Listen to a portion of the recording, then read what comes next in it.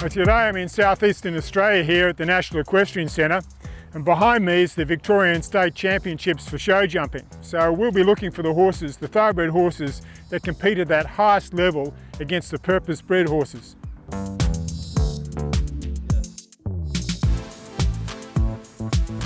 So you had the first trial. Yeah. Let's forget that, eh? Yeah. Otherwise, it's a very good round.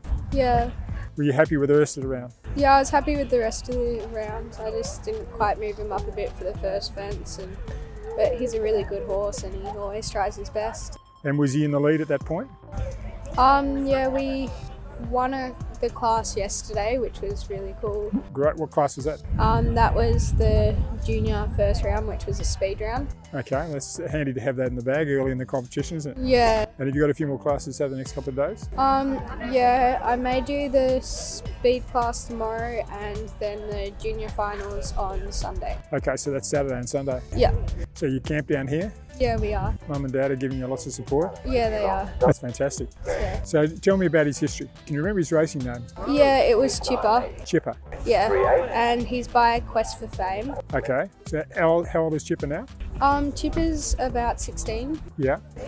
And he definitely doesn't act his age. Quite cheeky most of the time. So Zoe, how long do you think you'll have him for? Like he's 16 now. Do you think you'll be competing with him for how long? I'm not quite sure. Hopefully he's got a lot of competition years left. Yeah. And I'm hoping to move him up to young riders and me to 40s by the end of this year. And yeah, we'll just see. Do you know anything about his racing history? I know he wasn't very successful. He won about $350 on the track. Okay, that's not a lot. No. Pays for one day's training, or maybe two. Yeah. So he's a horse that had a short racing career. Yeah. And by far the majority of his life will be as an equestrian horse. That's pretty exciting, isn't it? Yeah.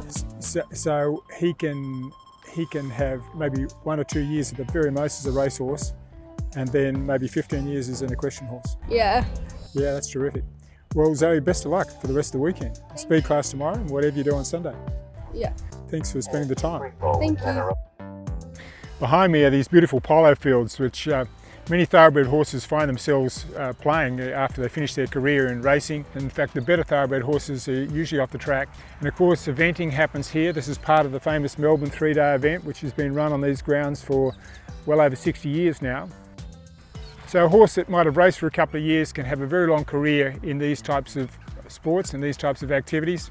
It's just fantastic that we can tap into the athletic ability of these horses, and they can compete at the very highest level.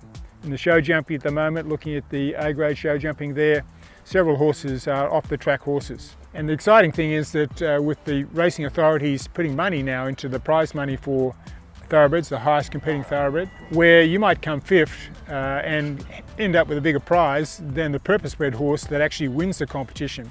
And this is exciting. It gives people incentive to take on these horses, to learn how to retrain them, and to get out there and compete on these magnificent athletes. And today I'm talking with Julie Bermucci, and she's got a off-the-tracker here. Julie, how long has he been off the track? I've had him 2 years now. I'd like to have started him a bit earlier, but we had COVID last year. Yeah. So this is essentially his first year out. How long has he been since he's off the track? He finished as a 3-year-old. He was a slow 3-year-old. Yeah. And I tipped him out for bed and started him about 18 months ago. Yeah. So he's just a 5-year-old now. And Julie, you've trained a lot of horses off the racetrack. What do you think is the most important thing to be doing in the first couple of years? Expose them to as much as possible. Don't put them under too much pressure. They've seen a lot as racehorses. Yes. I think the more you can take them out of an arena and get them, I take mine regularly to the beach, we hack out. Yeah. I have them all so I can ride one, lead one. That's fun and we'll enjoy it. So cross-training for horses. Definitely. Gets them relaxed. Sick. This fellow is very relaxed. I know. I hope he wakes up for the jumping. He's off to Sydney next week. Is he? Yep. Okay, what's he doing up there? Young event horse. Yes. The Sydney International. So he competes in both show jumping and eventing. Yes, and he's won at dressage. And at dressage as well. Yep. Very versatile fella. Yep, and I can put my husband on him, who's not a rider, and take him for a beach ride. And what's his name, Julie?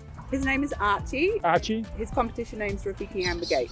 Rafiki Ambergate. well, we're going to look out for him. Good luck in the competition. Thank you very much. It's been a great weekend here at the Victorian Showjumping Championships. I've had the opportunity to catch up with people that I've trained horses for that have come off the track, and also meet people that have been doing the same sort of work that I do. It's just very exciting, and they've been successful at all different levels, young and old. It's just been a terrific weekend. So make sure you subscribe to the channel and keep in touch, and we look forward to sharing more of the success of off-the-track horses and the off-the-track retraining program.